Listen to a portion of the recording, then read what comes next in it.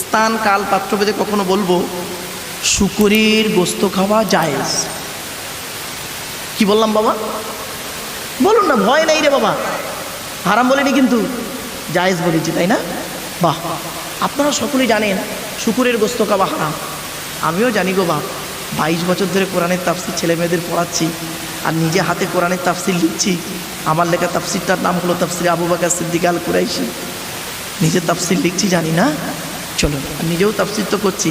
প্রতি বাংলা মাসের 3য় বুধবার ফুরফুরা শরীফে পীরজাদা আলহাজ মৌলানা মোহাম্মদ সাহিমউদ্দিন সিদ্দিকী সাহেবের বাড়িতে প্রতি বাংলা মাসের 3য় বুধবার কোরআনের তাফসির হয়। কন্টিনিউ সূরা বাকারা থেকে চলছে। এখন সূরা বাকারা কমপ্লিট হয়নি, ইনকমপ্লিট চলছে। আমার লেখা কিন্তু চলছে আর তাফসিরটা চলছে এখনো, জানি না। চলুন এবার দেখে নিই কোরআনের কোথায় লেখা আছে শুকরের গোস্ত খাওয়া হারাম আর কোথায় লেখা আছে জায়েজ। ক্লিয়ার বলে দিই, এই টোটাল কোরআন পাকের ভিতরে বাপ 4 জায়গায় লেখা আছে শুকরের গোস্ত হারাম। কোন জায়গায়? 4 জায়গায়। কোন কোন জায়গায় বলে দিচ্ছি। 2 নম্বর পারা 5 নম্বর পৃষ্ঠা 1ম নম্বর লাইন সূরা বাকারা, ইন্নামা হাররামা আলাইকুমুল মাইতাতা ওয়াদ-দামা ওয়া লাহমাল খিনজির, শুকরের গোস্ত হারাম। 6 নম্বর পারা 6 নম্বর পৃষ্ঠা 1ম নম্বর লাইন সূরা মাইদা 3 নম্বর আয়াত, হুররিমাত আলাইকুমুল মাইতাতু ওয়াদ-দামু ওয়া লাহমুল খিনজির, শুকরের গোস্ত হারাম। 8 নম্বর পারা 6 নম্বর পৃষ্ঠা 9 নম্বর লাইন সূরা আনামের 145 নম্বর আয়াত, কুল লা আজিদু ফীমা উহিয়া ইলাইয়া মুহাররামান আলা তাইমিন ইয়াতআমুহু ইল্লা ইয়াকুনা মাইতাতান আও দামান মাসফুহা আও লাহমা খিনজির, শুকরের গোস্ত হারাম। 14 নম্বর পারা 19 নম্বর পৃষ্ঠা 11 নম্বর লাইন সূরা নাহলের 115 নম্বর আয়াত, ইন্নামা হাররামা আলাইকুমুল মাইতাতা ওয়াদ-দামা ওয়া লাহমাল খিনজির। এই টোটাল কোরআন পাকের ভিতরে 4 জায়গায় লেখা আছে শুকরের গোস্ত খাওয়া হারাম। তো আপনাদের জানা শুকরের গোস্ত খাওয়া হারাম কোরআন থেকে প্রমাণ পেয়েছেন? আরে বলুন না বাবা, তাহলে আপনাদের জানাটা শুনে ফেললেন, এবার বাকি আছে আমারটা প্রমাণ করতে হবে, তাই তো বাবা? চলো তার আগে দুটো কথা বলিনি, তবে বুঝতে সুবিধা হবে। দেয়ালে, সরকারি দেয়ালে লেখা থাকে, সরকারি দেয়ালে লেখা থাকে দেখবেন, এখানে পেশাব করিবেন না, নার পরে একটা কমা দেওয়া থাকে, কমা, তারপরে লেখা থাকে ধরুন করিলে 500 টাকা জরিমানা হইবে। এখন নাটা, ওই কমাটা নার পরে না দিয়ে নার আগে দেন, কি দাঁড়ালো? এখানে পেশাব করিবেন, না করিলে 500 টাকা জরিমানা হইবে। জাস্ট কমাটা এপার আর ওপার। আর একটা বলি, ক্লাস 8-এর একটা মেয়ে ইতিহাসের প্রশ্নের উত্তরে লিখছে পরীক্ষার খাতায়। ক্লাস 8-এর মেয়ে পরীক্ষার খাতায় লিখছে ইতিহাসের প্রশ্নের উত্তরে কি, বাদশাহ শাহজাহান জীবনে কোনো দিন ভাঙিয়া পড়িতেন না। তাহলে ভাঙিয়া বানানটা কি?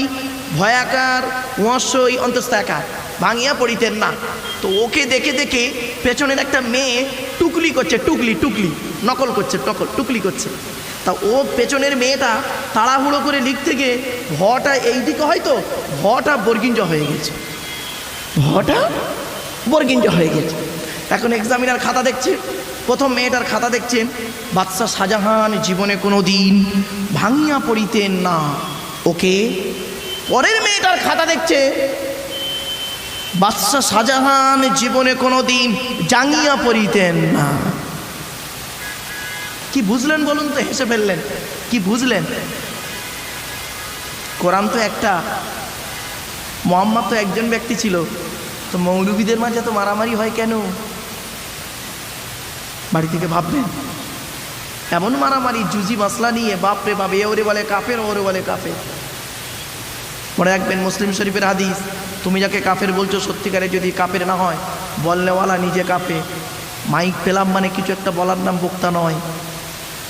বাপেরা, বাস্তব কথা আজ আপনাদের কাছে তুলে ধরি, 2-1টা ধরলেই বুঝতে পারবেন। চলুন তো ঠিক, এবার এক্সাম্পলটা দিচ্ছি। এবার দেখুন কোরআন থেকে যে যে আয়াতগুলো বললাম, 4 জায়গায় আছে শুকরের গোস্ত হারাম। ওই 4 জায়গাতে বাড়িতে গিয়ে দেখবেন একটু, সেখানে লেখা আছে, আমি জাস্ট বলে দিচ্ছি, ফামানির তুররা গায়রা বাগিন ওয়ালা আদিন ফালা ইসমা আলাইহি। আল্লাহ পাক বলছেন, বান্দা তুই এমন একটা জায়গায় গিয়েছিস যেখানে শুকরের গোস্ত ছাড়া আর কোনো খাবার নেই, জান বাঁচানোর জন্য খাবি, আমি আল্লাহ কোনো গোনা লিখব না। তাহলে বোঝা গেল কি, এমনি মুতলাকান শুকরের গোস্ত খাওয়া হারাম। মুকাইয়াদটা কি? কারণটা হচ্ছে কি, জান বাঁচানোর জন্য তখন যায়, টাইমিংটা জানতে হবে। আজকের এই টাইমিংটা জানে না বলে বাবা বক্তায় মারামারি, আর ভক্তই মারামারি। কতটুকু খাবেন ইমামদের একতেলাপ আছে, 4 ইমামের একতেলাপ আছে। তবে জাস্ট বোঝার জন্য বলছি, জান বাঁচানোর জন্য যতটুকু খেলে জানটা বেঁচে যাবে ততটুকু খাবে। ইমাম আবু হানিফার মত। বাবা বুঝতে পারছেন?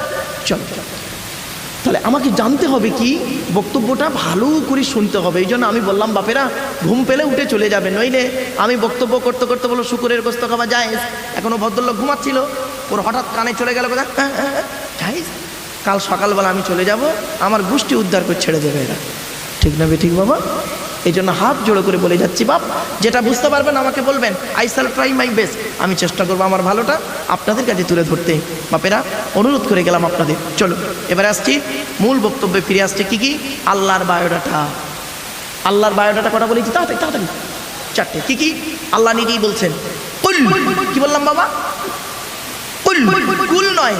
কয় হস্যউলা কুল, কয় বয় হস্যউলা কুল, দুটো কুলের মধ্যে পার্থক্য আছে। কওয়ালা ইয়াকুলু থেকে কুল মানে বলো, আর আকালা ইয়াকুলু থেকে কুল মানে গেলো বা খাও। তাই আল্লাহ বললেন কুল, নবী তুমি বলো হুয়াল্লাহু আহাদ, সে আল্লাহ হলেন একক। আল্লাহ ওয়াহিদ নন, আল্লাহ আহাদ। ওয়াহিদুন মানে এক, যার দুই আছে বা থাকতে পারে, আর আহাদুন মানে এক, যার দুই হয় না। তাই আল্লাহর পরিচয় যখন মুহাম্মাদের কাছে জানতে চাইলো আরবের মানুষেরা, তখন আল্লাহ পাক নিজেই বললেন নবী কুল, নবী তুমি বলো হু আল্লাহু আহাদ, সে আল্লাহ হলেন একক। 2 নম্বর আল্লাহর বায়োডাটা, আল্লাহুস সামাদ, আল্লাহ হলেন অমুখপেক্ষী। আল্লাহ কারোর মুখপেক্ষী নন, সারা পৃথিবী তার মুখপেক্ষী। ঠিক না বেঠিক? 3 নম্বর লাম ইয়ালিদ ওয়া লাম ইউলাদ, আল্লাহ কাউকে জন্ম দেয়নি, আল্লাহকেও কেউ জন্ম দেয়নি। 4 number, it is very very important, কি? ওয়ালাম ইয়াকুল লাহু কুফুয়ান আহাদ, তার সমকক্ষ কেউই নেই। কি বললাম বাপেরা? তার সমকক্ষ কেউ নয়, কেউই নেই। ভাষাটা একটু ফলো করুন, আর একটু খুলে বলে দিচ্ছি। একটা ছেলে একটা মেয়েকে বলল আমি তোমাকে ভালোবাসি, আর একটা ছেলে আর একটা মেয়েকে বলল আমি তোমাকেই ভালোবাসি। দুটো বাক্য এক। যে বলল আমি তোমাকে ভালোবাসি মানে অন্যকে বাঁচতেও পারি নাও পারি, সম্ভাবনা থাকতেও পারে নাও পারে। আর যে বলল আমি তোমাকেই ভালোবাসি, তার মানে লাইনে আর কেউ নেই সোনা, শুধু তুমিই আছো। এইসব না, এইসব কথা বলে আমার যুবক ভাইরা খুব খুশি হয়। চলো এবার আরবিতে বলে দিই। আবাদা ইয়া আবুদু মানে ইবাদত করা, না আবুদু মানে আমরা ইবাদত করি, কা মানে তোমার, না আবুদুকা মানে কি হলো? আমরা তোমার ইবাদত করি। কিন্তু আমার আল্লাহ কি করলেন? ওই কাফ মফুল অবজেক্টকে আগে করে দিলেন, দিয়ে কি বললেন? ইয়্যাকা না'বুদু ওয়া ইয়্যাকা নাস্তাঈন। ইয়্যাকা না'বুদুর মানে হলো আমরা তোমারই ইবাদত করি এবং তোমারই কাছে সাহায্য প্রার্থনা করি, অন্য কারোর কাছে নয়। এই হস্যইটা যদি না দিয়েছে বাবা, বক্তাও যাবে শ্রোতাও যাবে। কিছু বুঝতে পারছেন বাবা? হ্যাঁ, বাড়ি থেকে একটু ভাববেন এই সূক্ষ্ম সূক্ষ্ম জিনিসগুলো। কেন আজ আপনাদেরকে তুলছি বাবা? একদিন বুঝতে পারবেন, আমি তো চলে যাব। আমার লেখা তাফসীর যেদিন আপনাদের হাতে আসবে, সেদিন এই জিনিসগুলো যখন দেখবেন, তখন অনেক জিনিস আপনাদের খুঁটিনাটি জিনিসগুলো আপনাদের বুঝতে সুবিধা হবে। টান টান দিচ্ছে না বলে প্রবলেম হচ্ছে না বাবা, একটু ধৈর্যের পরিচয় দিন। টান দিচ্ছি বাবা, একটু পরে দাঁড়ান। এবার আসছি আল্লাহর পর স্থান হলো নবীদের। আর নবী হতে গেলে তার বায়োডাটা কটা লাগবে বলেছি বাবা? 3টে। কি কি? শুনে নিন। 1 নম্বর, যিনি নবী হবেন তার চরিত্র উত্তম হতে হবে। চরিত্রহীন ব্যক্তি নবী ইম্পসিবল ম্যাটার, অসম্ভব। নবী হতে গেলে শর্ত হলো চরিত্র উত্তম হতে হবে। আর যিনি নায়েবে নবী হবেন তারও শর্ত হলো চরিত্র উত্তম হতে হবে। বাড়ি থেকে ভাববেন, আর ডিসকাস করলাম না। চলো, তো নবী হতে গেলে প্রথম শর্ত হলো চরিত্র উত্তম হতে হবে। 2 নম্বর, যিনি নবী হবেন তার উপরে আল্লাহর তরফ থেকে ওহী নাযিল হতে হবে। 3 নম্বর, যিনি নবী হবেন তার দ্বারাই অলৌকিক ঘটনা ঘটতে হবে, একটা হোক বা 50টা হোক। পৃথিবীতে যত নবী এসেছেন প্রত্যেকটা নবীর মাধ্যমে আল্লাহ পাক 1 থেকে 50টার ভিতরে অলৌকিক ঘটনা মুজিজা দেখিয়েছেন। কিন্তু আমার নবী বিশ্বনবী মুহাম্মদ সাল্লাল্লাহু আলাইহি ওয়াসাল্লামের মাধ্যমে আল্লাহ পাক 4500 মুজিজা দিয়েছেন। সেই 4500 মুজিজার ভিতরে শ্রেষ্ঠ মুজিজা সর্বপ্রথম মানে কি শ্রেষ্ঠ, বেস্ট কোরআনুল কারীম নাজিল করা। জোরে বলুন সুবহানাল্লাহ। এই কোরআনকে যাতা মনে করেছেন নাকি? মুসলমানরা তো কোরআনের বেইজ্জতি করে বেশি, খারাপ সেন্স নেবেন না। এ কোরআনকে নিয়ে গবেষণা করেছে কারা? America, London, France, Britain, Japan, Jordan, জার্মানির ঠান্ডা ঘরে বসে বসে কোরআন কিনে গবেষণা করেছে। কারা করেছে? Humphry Davy, Michael Faraday, Einstein, Isaac Newton, doctor Maurice Bucaille, mister Cook, mister জেভেরিন, mister Campbell, Raja Rammohan Roy, Ishwarchandra Vidyasagar, Rabindranath Tagore, Acharya Jagadishchandra Bose, Francis Beck, Francis Drake, Williams Keith Moore, Williams Harvey, এরা কোরআন কিনে গবেষণা করল।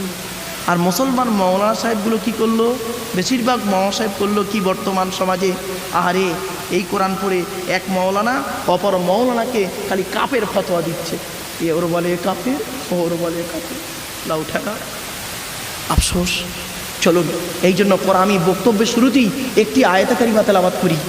সব জায়গাতে আমার ছাত্ররা বলেন, কলেজ ইউনিভার্সিটির ছেলে যারা পড়ে তারা বলে, স্যার আপনার ইন্ট্রোডাকশানে একটাই আয়াত খুব পড়েন, কি ওয়ানাজ্জালনা আলাইকাল কিতাবা তিবিয়ানাল লিকুল্লি শাইইন। এইটুকু পড়ি আয়াতটা।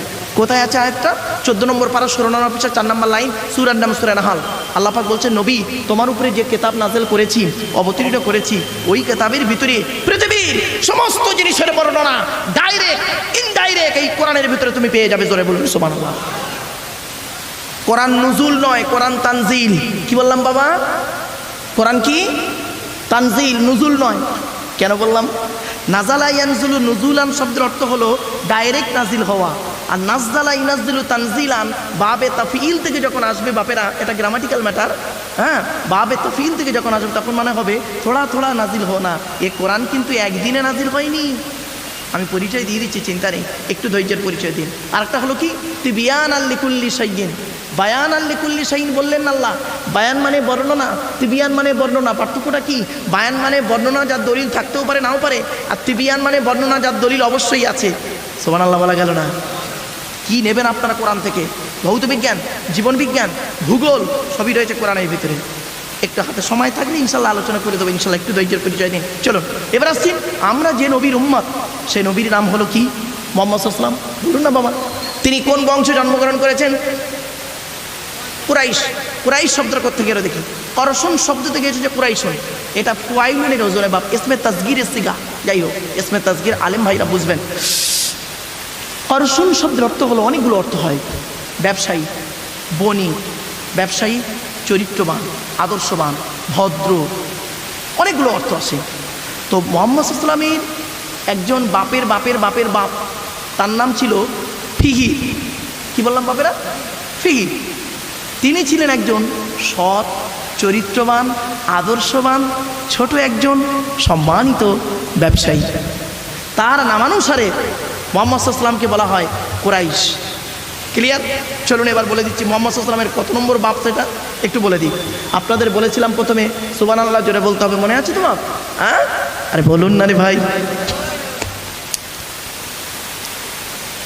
মোহাম্মদের বাপের নাম আব্দুল্লাহ, আব্দুল্লাহর বাপের নাম আব্দুল মুত্তালিব, আব্দুল মুত্তালিবের বাপের নাম আব্দে মান্নাফ, আব্দে মান্নাফের বাপের নাম হাশেম, হাশেমের বাপের নাম কুসাই, কুসাইয়ের বাপের নাম কিলাব, কিলাবের বাপের নাম মুর্রা, মুর্রার বাপের নাম লুবাই, লুবাইয়ের বাপের নাম কাব, কাবের বাপের নাম গালিব, গালিবের বাপের নাম ফিগির, ফিগির থেকে কুরাইশ বংশ এসেছে। মুসলমানের বাচ্চা তো এরা, মুসলমানের বাচ্চা এরা। ইনকিলাব জিন্দাবাদ, বন্দে মাতরম জিন্দাবাদ বলো খুব জোরে জোরে, গলা ফাটি পার্টি মিটিং মিছিল করতে যায় খুব জোরে জোরে। আর কোরআনের তাফসীর শুনতে বসে মুসলমানের বাচ্চা। তোমার সুবহানাল্লাহ বলতে গেলে আসতে কেন? এতগুলো মানুষ একবার সুবহানাল্লাহ বলে 10টা নাকি জোরে বলো সুবহানাল্লাহ, সোজা আঙুলে কি না উঠলে চলুন ভাগিয়ে যাচ্ছি। নবীর বাপের নাম আব্দুল্লাহ, মায়ের নাম আমিনা, দাদার নাম আব্দুল মুত্তালিব, দাদির নাম হলো নেতিলা বিনতে খব্বাব ব্রাকেটে ফাতেমা, কেউ বলেছেন সামিরা। নবীর নানার নাম হলো আব্দুল আবজুরি, নবীর নানির নাম হলো বারিরা বা বাররা, নবীর দুধমার নাম হলো হালিমা, নবীর দুধ বাপের নাম হলো হারেস, নবীর দুধ ভাইয়ের নাম আব্দুল্লাহ, নবীর বাপের নাম আব্দুল্লাহ, নবীর দুধ ভাইয়ের নাম আব্দুল্লাহ। দূরে যেন এক করে ফেলবেন না। নবীর জন্ম 570 খ্রিস্টাব্দে। ইংরাজি কি মাস ছিল? 29শে আগস্ট। আরবি মাস ছিল রবিউল আউয়াল মাস 12 তারিখ, মতান্তরে 9 তারিখ, সোমবার শবে সাদিকের সময় আরবের মক্কা নগরী কুরাইশ বংশে নবীর জন্ম। বাপরা আমার কথা বুঝতে পারছেন আপনারা? আরে ভাই বলুন না, বুঝতে পারছেন তো? চলো এবার আসছি কোরআনের বায়োডাটা বলি, কোরআনের পরিচয়। কারণ কোরআন নাজিল হয়েছে যার উপরে, তার পরিচয়টা দিলাম। এবারে কোরআনের পরিচয়টা দিই। এ কোরআন আল্লাহর তরফ থেকে জিবরাইলের মাধ্যমে হযরত মুহাম্মদ সাল্লাল্লাহু আলাইহি ওয়াসাল্লামের উপরে আরবের মক্কা নগরীর নিকটবর্তী একটি গুহাটির নাম হলো হেরা। হেরা নামক গুহাতে 610 খ্রিস্টাব্দে 1 ফেব্রুয়ারি সোমবার কোরআনের প্রথম আয়াত নাজিল হয়ে গেল। ইকরা ইকরা, রিড, পড়ো পড়ো পড়ো। আর মুসলমানদের এখন প্রথম বাক্য কি? গেল গেল গেল। এদের পেট শান্তি, দুনিয়া শান্তি। পৃথিবীতে এমনও জাতি আছে যে জাতি 100 টাকা ইনকাম করলে 80 টাকা খায়, 20 টাকা রেখে দেয় ছেলে মেয়েকে মাস্টার, ডাক্তার, ইঞ্জিনিয়ার, প্রফেসর করাবে বলে। আর পৃথিবীতে এমন একটা জাতি আছে যে জাতি 100 টাকা ইনকাম করলে 150 টাকার 1 কেজি গোস্ত কিনে বাড়ি আসে, 50 টাকা ধার। পৃথিবীতে এমনও জাতি আছে যে জাতির বাড়িতে গিয়ে দেখবেন সামসেটগুলোতে বিশাল বড় বড় কেতাব কিনেছে, বই কিনে রেখেছে। ছেলে আমার মাস্টার, ডাক্তার, ইঞ্জিনিয়ার, প্রফেসর, কোর্টের জজ হবে। পৃথিবীতে একটা জাতি আছে যে জাতির বাড়িতে গিয়ে দেখবেন সামসেটগুলোতে বিশাল বড় বড় তরকারির হাঁড়ি আছে, মাল বগরাইতে বেরোবে, আবার মুছে সুন্দর করে ঢুকিয়ে যাবে। এ জাতি মার খাবে না খাবে কোন জাতি? একবার ভেবে দেখেছেন? বাস্তব কথা বলছি, ভারতের 22টা স্টেটে যাওয়া মানুষ, 22টা স্টেটে যাওয়া মানুষ, একটা জেলায় একটা রাজ্যে নয় বাপ, শুধু আমার রাজ্য তো পশ্চিমবঙ্গ। আফসোস, পৃথিবীতে এমনও জাতি আছে বাপ, আপনি তো গালে দাড়ি রেখেছেন, নবীর সুন্নাত, মাথায় টুপি দিয়েছেন, পাঞ্জাবি পরেছেন, আপনাকে বেরোলে বলে চাচা। আর এমন একটা জাতি আছে যে জাতির গালে দাড়ি, মাথায় টুপি, মাথায় পাগড়ি নিয়ে বেরোয় তারা, তাদের বলে বাবু। পার্থক্যটা কি? আমরা আল্লাহর কোরআন আর নবীর হাদিস থেকে সরে গিয়েছি।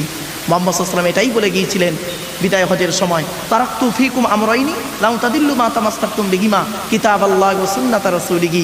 আমি মুহাম্মদ তোদের ছেড়ে চলে যাচ্ছি, যাবার সময় দুটো জিনিস রেখে যাচ্ছি, এক হলো কোরআন, দুই হলো আমার সুন্নাহ, আমার হাদিসগুলো রেখে গেলাম। যতদিন পর্যন্ত তোরা এই দুটোকে আঁকড়ে ধরবি, ততদিন পর্যন্ত তোদের গায়ের লোম কেউ টলাতে পারবে না। জোরে বলুন সুবহানাল্লাহ। আমরা আজকে সরে গেছি কোরআন থেকে আর হাদিস থেকে সরে গেছি। কিভাবে সরে গেছি আজকে একটা একটা করে আপনাদের কাছে কোরআন এবং হাদিসের আলোকে আমি ইনশাআল্লাহ আবুল আজিজ উদাহরণগুলো দেবো। বাপ একটু আমার সঙ্গে কোঅপারেট করুন। মুহাম্মদ সাল্লাল্লাহু আলাইহি ওয়াসাল্লামকে একদিন আরবের মানুষের প্রশ্ন করলো, কি এ মুহাম্মদ তুমি কি চাও? তুমি কি ইনকাম করতে চাও? একটা নতুন ধর্ম প্রচার করছে, ইনকাম করার ধান্দা নাকি? তাই যদি হয় বলো, তাহলে অর্ধেক আরব তোমার নামে লিখে দিচ্ছি, খুশি তো? মুহাম্মদ সাল্লাল্লাহু আলাইহি ওয়াসাল্লাম কি বলেছিল জানেন? ওটা আমার লাগবে না। তা কি চাও? সুন্দরী মেয়ে? তাই যদি হয় বলো, আরবের সব থেকে সুন্দরী মেয়েটার সঙ্গে তোমার বিবাহ দেব, খুশি তো? মুহাম্মদ সাল্লাল্লাহু আলাইহি ওয়াসাল্লাম বলেছিলেন ওটাও লাগবে না। তা চাওটা কি? আমার নবী নিজের থেকে কোনো কথা বলতেন না। ওমা ইয়ানতিকু আনিল হাওয়া ইন হুয়া ইল্লা ওয়াহয়ুন ইউহা। ব্যাস, জিবরাইলকে পাঠিয়ে দিলেন। জিবরাইল এলেন, কোরআনের আয়াত নাজিল হল। কি? নবী তুমি বলো। কি বলবো? চলে যাচ্ছেন? জি জি জি, হুজুর এসছেন, মাশাআল্লাহ। যার অপেক্ষায় আপনারা ছিলেন তিনি এসে গেছেন। বাবা আমার আর টাইম বেশি নেই, তবে হুজুরকে বলে এক্ষুনি আসবেন। একবার তাকবীর দেন, নারায়ে তাকবীর, নারায়ে তাকবীর। আওলাদে মুসাদ্দিদে জামান, আওলাদে মুসাদ্দিদে জামান, নারায়ে তাকবীর। আমার বাপেরা, এবার তিনি এক্ষুনি আসবেন। আমি তার আগে একটু আলোচনা সময় হাতে আছে আমার, একটু বলে নিন। তো মুহাম্মদ সাল্লাল্লাহু আলাইহি ওয়াসাল্লামকে আল্লাহ পাক বললেন, নবী বলে দাও, কুল, নবী তুমি বলো, রব্বি জিদনি ইলমা, রব্বি জিদনি ইলমা। 16 নম্বর পারার 19 নম্বর পৃষ্ঠার 2 নম্বর লাইন, সূরার নাম সূরা তাহা। আল্লাহ পাক বললেন, নবী তুমি বলো, আল্লাহ আমার জ্ঞানকে বাড়িয়ে দাও, জ্ঞানকে বাড়িয়ে দাও, জ্ঞানকে বাড়িয়ে দাও। নবী বলতে পারতেন তো আমার গাড়ি বাড়ি এত ঘোড়া টোড়া বাড়িয়ে দাও। এই জন্যই মুহাম্মদ সাল্লাল্লাহু আলাইহি ওয়াসাল্লাম বলেছিলেন, উতলুবুল ইলমা মিনাল মাহদি ইলাল লাহাদ। দোল্লা থেকে নিয়ে কবর পর্যন্ত লেখাপড়া শেখ। আজকের আমরা লেখাপড়াতেই পিছিয়ে। আফসোস, যে জাতি লেখাপড়ায় পিছিয়ে সে জাতি সব দিকে পিছিয়ে। বাপ চলুন, আফসোস। একটু এগিয়ে যাই। এবার আসছি কোরআনের ভিতরে কি আছে। 30টা পারা, 540টা রুকু, 114টা সূরা, 14 থেকে 15খানা সাজদা, 7টা মানজিল, 8 থেকে 12খানা সাক্তা, 6666টা আয়াত, 3,23,215টা অক্ষর। এ কোরআন 22 বছর 9 মাস কয়েকদিন, কম বেশি 23 বছর ধরে কোনো ঘটনাকে কেন্দ্র করে, কোনো ব্যক্তিকে কেন্দ্র করে, কোনো বস্তুকে কেন্দ্র করে, কোনো জায়গাকে কেন্দ্র করে কোরআনের আয়াতগুলো নাজিল হয়েছে। এই 6666টা আয়াত 12,000 জায়গায় নাজিল হয়েছে। জোরে বলুন সুবহানাল্লাহ। কটা জায়গার নাম জানি আমরা? এই জন্য বাপেদের বলি, কোরআনের আলোচনা শুনতে বসেছেন, আসুন এবার আসছি। আল্লাহর পরিচয় সংক্ষিপ্ত দিয়ে দিয়েছি, আর নবীদের পরিচয় সংক্ষিপ্তভাবে দিয়ে দিয়েছি বাপ। এবার আমাদের পরিচয়টা দিই। কি আমাদের পরিচয় কটা বলেছিলাম? দুটো। কি কি? কোরআন বলছে, পবিত্র কোরআন 28 নম্বর পারার 16 নম্বর পৃষ্ঠার 2 নম্বর লাইন, সূরার নাম সূরা তাগাবুন, আয়াত নম্বর 9, আল কোরআন। আল্লাহ পাক বলছেন, ওয়ামাই ইউমিন বিল্লাহ ওয়া ইয়ামাল সলিহা। এই দুটো জিনিস আল্লাহ বললেন। 1 নম্বর হলো 100% বিশ্বাস করবি আমি সৃষ্টিকর্তা আমাকে। 100% বিশ্বাস করবো আমরা কাকে? আল্লাহকে। আর ওয়া ইয়ামাল সলিহা, আল্লাহ বলছেন পৃথিবীতে যতদিন বাঁচবি ভালো কাজ করে যাবে, লোকের গোঁজা মেরে মেরে বেড়াবি না, ভালো কাজ করবি। তাহলে দুটো জিনিস আল্লাহ বলে, তোর এই দুটো জিনিস কর। আমার পরিচয় 4টে। আমার নবীদের পরিচয়, মেসেঞ্জারদের পরিচয় দিয়েছি, প্রফেটদের, অ্যাপোস্টল, রসুলদের পরিচয় দিয়েছি 3টে, আর তোদের পরিচয় দিয়েছি 2টো। এই দুটোই করতে পারিস নি, দুটোই তোরা করতে পারিস নি। কি? 1 নম্বর 100% ঈমান আনবি আমার উপরে। বিশ্বাস যদি করতে হয় আমাকে 100% বিশ্বাস করবি, তোর দায়িত্ব আমি নিয়ে নেব। আর 2 নম্বর কি? পৃথিবীতে যতদিন বাঁচবি সৃষ্টিজীবের সঙ্গে ভালো ব্যবহার করবি। আমরা তো শিখে গেছি এখন কি, হিন্দু মুসলিম ডিভাইডেড শিখে গেছি, তাই না? আমাদের মধ্যে একটা ঢুকে গেছে কি, ও হিন্দু ও মুসলিম। ছি ছি ছি ছি। মনে রাখবেন, সৃষ্টিকর্তার আরাধনা উপাসনার পদ্ধতিটা আমাদের আলাদা হতে পারে। মানুষ হিসেবে এই প্রত্যেকেই হলাম আদমের সন্তান, ঠিক না বেঠিক? কিসের মারামারি করেন, কিসের দ্বন্দ্ব? আপনি কি জানেন কোথায় স্বর্গ কোথায় নরক? কে বলে তা বহুদূর। মানুষের মাঝে স্বর্গ নরক, মানুষেতে সুরাসুর। হে মুসলমান, তুমি মসজিদে গিয়ে যাকে আল্লাহ বলে শ্রদ্ধা দাও, ও আল্লাহকে জীবনে মসজিদে পাবে না। হে হিন্দু, তুমি মন্দিরে গিয়ে যাকে ঈশ্বর বা ভগবান বলে ডাকো, ওরে জীবনে কোনোদিন মন্দিরে পাবে না। হে খ্রিস্টান, তুমি গির্জায় গিয়ে যাকে গড বলে ডাকো, ও গডকে জীবনে গির্জায় পাবে না। কোথায় পাবো তাকে? তিনি বলে দিচ্ছে। কোথায় পাবি? বলে দিচ্ছে, শোন আমি কোথায় আছি, আমাকে খুঁজতে বেরোতে হবে না। আমি কোথায় আছি কোরআন জানিয়ে দিচ্ছে। ওয়ালাকাদ খালাকনাল ইনসানা ওয়া না'লামু মা তুওয়াসবিসু বিহি নাফসুহু ওয়া নাহনু আকরাবু ইলাইহি মিন হাবলিল ওয়ারিদ। 26 নম্বর পারার 18 নম্বর পৃষ্ঠার 1ম নম্বর লাইন, সূরার নাম সূরা কফ। আল্লাহ পাক বলছেন, হে মানব জাতি, এখানে নো হিন্দু মুসলমান ডিভাইডেড। হে মানব জাতি, আমি তোদের সৃষ্টি করেছি, তোদের মনের মধ্যে ভালো রকমের যা কিছু আছে সব আমি জানি। বান্দা যেন কোনোদিন ভাববি না আমি সৃষ্টিকর্তা অনেক দূরে, আমি তোর ঘাড়ের শিরার নিকটবর্তী। একবার অন্তরে অন্তঃস্থল থেকে আমাকে স্মরণ কর। ওয়াকালা রাব্বুকুম উদউনি আস্তাজিব লাকুম। পারা number 24 page number 13 line number 2, সূরার নাম সূরা মুমিন, আল কোরআন। আল্লাহ বলছেন, একবার তোরা স্মরণ কর আমাকে, আমাকে স্মরণ কর। যেখানেই যাবি আমাকে স্মরণ করবি, আমি আল্লাহ তোর ডাকে সাড়া দেব। জোরে বলে। আপনারা কি জানেন, একটা হিন্দুর রক্তের ভিতরে মুসলমানের রক্ত রয়েছে, মুসলমানের রক্তের ভিতরে হিন্দুর রক্ত রয়েছে। জাস্ট এক্সাম্পল দিচ্ছি আপনাদের। আপনাদের এলাকায় ব্লাড ডোনেশন ক্যাম্প হয়, রক্তদান শিবির হয়। রক্তদান শিবির যখন হয়, হিন্দু মুসলমান রক্ত দেয়। রক্ত ব্লাড যখন নেওয়া হয় তখন বলা হয় নাকি, ও হিন্দু ওর রক্ত আলাদা কর, ও মুসলিম ওর রক্ত আলাদা কর। আরে ব্লাড যখন নেওয়া হয়, ব্লাডের ভিতরে কাস্টের কোনো ডিভাইডেড থাকে না, জেন্ডারের কোনো ডিভাইডেড থাকে না, কালারের কোনো ডিভাইডেড থাকে না, সেখানে গ্রুপের ডিভাইডেড চলে। কি? ব্লাডের 4টে group, A B, A B আর ও, প্রত্যেকটা মাইনাস প্লাস। একটা হিন্দুর রক্তের ভিতরে 3টে জিনিস পাওয়া যায়, লোহিত কণিকা, শ্বেত কণিকা, অনুচক্রিকা। As a same, no difference. একটা মুসলমানের রক্তের ভিতরে ওই 3টেই পাওয়া যায়। কিসের মারামারি করেন? লজ্জা করে না? আফসোস। জানতে হবে হয় কেন? এডুকেশনের অভাব, শিক্ষার অভাব। কি এডুকেশনের অভাব? তার মানে আপনারা ভাবেন মাধ্যমিক পাস করলে, উচ্চ মাধ্যমিক বিএ পাস করলেই শিক্ষিত লোক মনে করেন নাকি? না না না। What is the definition of education? EDUCATION। এক একটা লেটার এক একটা গুণাগুণে যে তবে এই থেকে এডুকেশন বা শিক্ষা বলে। ই থেকে ইগার্ডি, ডি থেকে ডেভেলপমেন্ট, ইউ থেকে ইউনিভার্সাল, সি থেকে ক্যাপাবিলিটি, এ থেকে অ্যাক্টিভ, টি থেকে টলারেন্স, আই থেকে ইন্টেলিজেন্স, ও থেকে ওবিডিয়েন্স, এন থেকে ন্যাচারাল। এতগুলি গুণান্বিত বস্তুকে বলা হয় এডুকেশন বা শিক্ষা। যাকে তাকে শিক্ষা বলে না। এই নামের পরে এতগুলো ডিগ্রি আনলেও শিক্ষার কোনো দাম নেই। আফসোস। এই জন্যই প্রফেট মুহাম্মদ সাল্লাল্লাহু আলাইহি ওয়াসাল্লাম বলেছিলেন, পৃথিবী ধ্বংসের লক্ষণ হলো বিদ্যা সমাজ থেকে উঠে চলে যাবে। আর এটাকে নিয়ে গবেষণা করলো কি? 1996 সালে প্যারিসে ইউনেস্কো সংস্থা থেকে জ্যাকি ডেলারব্ল্যাক ভদ্রলোক, তিনি বললেন 4 টাইপ অফ লার্ন। বিদ্যাকে 4 ভাগে ভাগ করলেন। কি? লার্নিং টু নো, কিছু জানার জন্য বিদ্যা অর্জন করা। লার্নিং টু ডু, কর্মদক্ষতা অর্জন করার জন্য বিদ্যা অর্জন করা। 3 নম্বর লার্নিং টু লিভ টুগেদার, একত্রে বসবাস করার জন্য বিদ্যা অর্জন করা। 4 নম্বর লার্নিং টু বি, প্রকৃত মানুষ হওয়ার জন্য বিদ্যা অর্জন করা। এটাই আমাদের অভাব। শিক্ষিত মানুষ সমাজের নোংরা কাজে লিপ্ত বেশি, আমরা আবার শিক্ষিত মানুষগুলো পরিচয় দিই এ শিক্ষার কোনো দাম নাই। এই যেই প্রফেট মুহাম্মদ সাল্লাল্লাহু আলাইহি ওয়াসাল্লাম বলে গেছিলেন। তাই আসুন এবার কোরআন বলছে, বান্দা তোদের পরিচয় হলো দুটো। এক নাম্বার হলো কি, 100% ঈমান আনবি আমার উপরে। 2 নাম্বার, পৃথিবীতে যতদিন বাঁচবি আমার সৃষ্টি জীবের সঙ্গে ভালো ব্যবহার করবি। করলে কি হবে? সৃষ্টিকর্তা বলছেন, আল্লাহ বলছেন, দুটো জীবন দেব তোদের, ইহকাল আফটার লাইফ, ইহকাল পরকাল। ইহকাল পরকাল। ইহকালে কি দেবে? কোরআন। মানা আমিলা সালিহাম মিন যাকারিন আও উনসা ওয়া হুয়া মুমিনুন ফালানুহইয়ান্নাহু হায়াতান তাইয়্যিবা। 14 নম্বর পারা 17 নম্বর পৃষ্ঠা 7 নম্বর লাইন, সূরার নাম সূরা নাহলের মধ্যে আল্লাহ পাক জানিয়ে দিলেন, যে ব্যক্তি 100% ঈমান আনবি পৃথিবীর জমিন আমার উপরে, আর ভালো কাজ করবি, বেটা ছেলে হোক আর মেয়ে ছেলে হোক, ওয়া মুমিন, সে হলো বিশ্বাসী, ফালানুহইয়ান্নাহু হায়াতান তাইয়্যিবা, এই পৃথিবীর জীবনটা শান্তি সম্মানের সহিত তোর যাপন করাবো। 2 নাম্বার, পরকালে কি দেবে? দলিল কোরআন।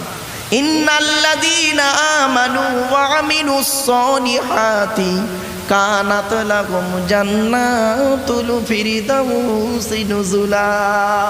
কোরআনে পারা নাম্বার 16 পৃষ্ঠা নাম্বার 3 লাইন নাম্বার 12, সূরার নাম সূরা কাহফ। কোরআন কোরআন জানিয়ে দিয়েছে, নিশ্চয়ই যারা 100% ঈমান আনবি আর ভালো কাজ করবি, কানাত লাহুম জান্নাতুল ফিরদাউসি নুজুলা, আমার দয়ার জান্নাত, জান্নাতুল ফিরদাউস আখিরাতে তাদের জন্য লিখে রেখে দিলাম।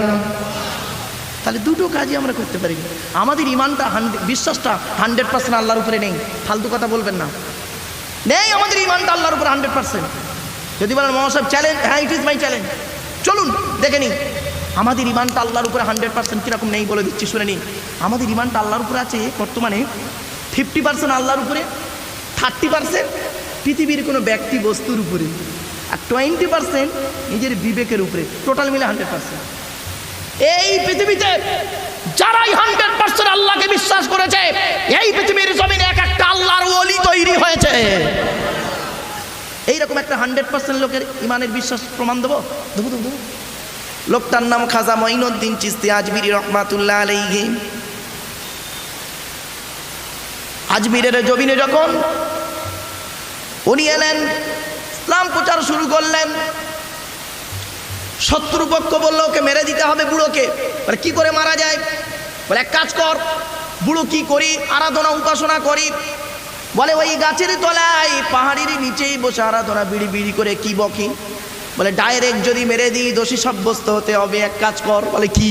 বলে উপর থেকে একটা বড় পাথর ছেড়ে দে, পাথরটা গড়িয়ে গড়িয়ে গড়িয়ে গড়িয়ে সে বুড়োকে চাপা দিয়ে মেরে দেবে, কোনো দোষ হবে না।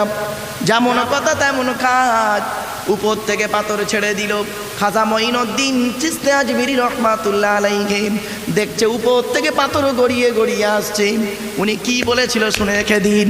হে পাথর, তোর দ্বারাই যদি আল্লাহ পাক আমার তকদিরে মৃত্যু রাখে তাহলে আমার কোনো দুঃখ নাই রে, আর তোর দ্বারাই যদি আল্লাহ পাক আমার তকদিরে মৃত্যু না রাখে, পাথর আল্লাহর হুকুমে ওই জায়গায় দাঁড়িয়ে যা।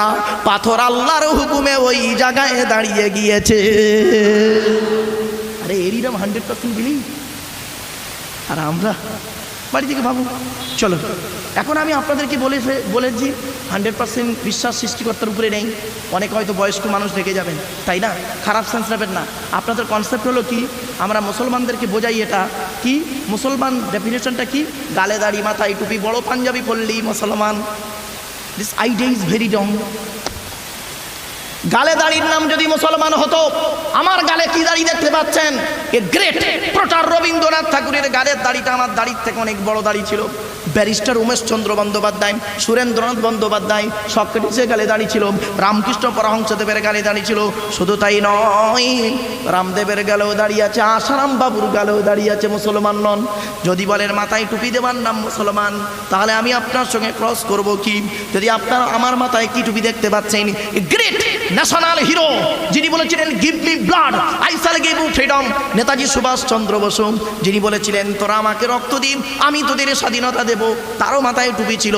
পণ্ডিত জওহরলাল নেহরু মাথায় টুপি দিতেন, আন্না হাজারাও মাথায় টুপি দিতেন। মুসলমান নন। যদি বলেন বড় পিরান পরার নাম মুসলমান, তাহলে বাবা একটু মাথাটা ঘুরিয়ে দেখে নিন। রবীন্দ্রনাথ ঠাকুরকে দেখবেন গালে দাড়ি মাথায় টুপি, হাঁটুর নিচে পর্যন্ত গোল পিরান পাঞ্জাবি। এবার আপনারা রেগে যাবেন আমার উপরে মনে মনে, তাহলে আমরা কি মুসলমান বলে মনে হচ্ছে না? তাহলে কি মনে হচ্ছে একটু ভেতরের দিকে নিচের দিকে নামবো নাকি? নামতে আপনাদের হবে না, আপনাদের ধারণাটা পাল্টে দিচ্ছি। আপনাদের ধারণা যদি মনে হয় মুসলমানই হওয়ার নাম যদি মুসলমান হয়, বাবা ফালতু কথা মনে রাখবেন। এ মুসলমানিটা হলো কি? মুসলমানি হলো ইব্রাহিম নবীর সুন্নাত। আর শুধু এই সুন্নতটা শুধু মুসলমানরা আদায় করে না, অনেক অমুসলমানে ইহুদি নাসরা খ্রিস্টান আছে, সকলে মুসলমানই হয়। এ মুসলমানই সর্বপ্রথম কে হয়েছিল জানেন? হযরত ইব্রাহিম নবী 82 বছর বয়সে জঙ্গলে কুড়ুল দিয়ে নিজে নিজে। শুধু তাই নয়, এ মুসলমানই হলে কি হয় শুনে রেখে দিন, পুরুষরা 3টে রোগ থেকে বেঁচে থাকতে পারে। 1 নাম্বার হলো সিফিলিস বলে একটা রোগ আছে, ওই রোগ থেকে বেঁচে থাকতে পারে। 2 নাম্বার হলো গনোরিয়া বলে একটা রোগ আছে, সেই রোগ থেকে বেঁচে থাকতে পারে। 3 নাম্বার হলো লজ্জাস্থানের ক্যান্সার থেকে বেঁচে থাকতে পারে। শুধু শ্রোতামণ্ডলী, তাহলে মুসলমানের সংজ্ঞাটি কি কি বুঝলেন? এবার চলুন, মোমেন বলতে গেলে তাকে কটা গুণ থাকলে তাকে মোমেন বলে শুনে নিন। মোমেন হতে গেলে কোরআন জানিয়ে দিয়েছে, এই কোরআনের ভিতরে আল্লাহ বলে দিয়েছেন মোমেনের গুণ হবে 30টা, কমসে কম কটা 30টা গুণ যার ভিতরে আছে সেই লোকটা হলো খাঁটি মোমেন। আমরা অনেককে বলি মানুষকে মোমেন, তার উপরে বলি মোত্তাকি, তার উপরে বলি ওলি, তাই তো নাকি? বলুন না রে ভাই, শুনে রেখে দিন। যাকে তাকে ওলি বলে না, যাকে তাকে ওলি বলতে যাবেন না। শুনে রেখে দিন, দলিল দিয়ে যাচ্ছি কোরআন থেকে।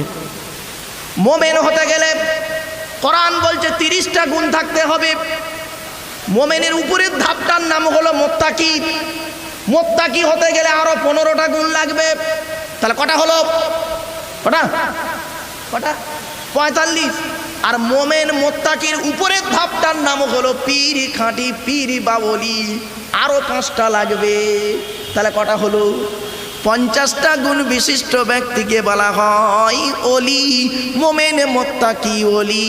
বাবা 5টা গুণ নাই, তাকে ওলি বলে সার্টিফিকেট দিলে।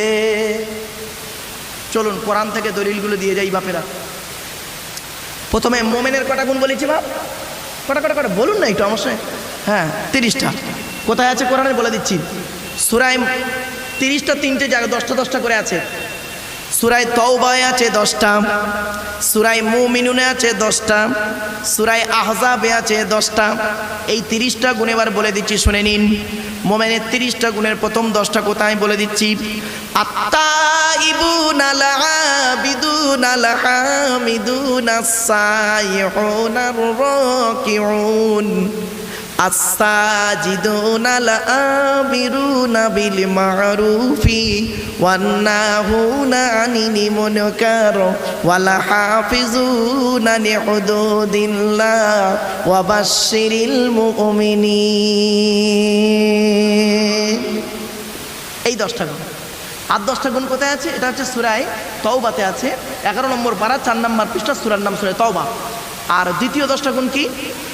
قد أفلح المؤمنون الذين هم في صلاتهم خاشعون والذين هم عن اللغو معرضون والذين هم للزكاة فاعلون والذين هم لفروجهم حافظون إلا على أزواجهم أو ما ملكت أيمانهم فإنهم غير ملومين فمن ابتغى وراء ذلك فأولئك هم العادون والذين هم لأمانتهم وعهدهم راعون والذين هم على صلواتهم يحافظون أولئك هم الوارثون الذين يرثون الفردوس هم فيها خالدون। মুসলমানের বাচ্চা, আপনারা সুবহানাল্লাহ জোরে বলবেন না, আমি জানি। তাই না? আল্লাহর কোরআন শুনে ভালো লাগছে না, কেসা কাহিনী বলবো? হ্যাঁ, ডবল MA পাস লোক রে বাবা, একেবারে অযোগ্য অপদার্থ ভাববেন না।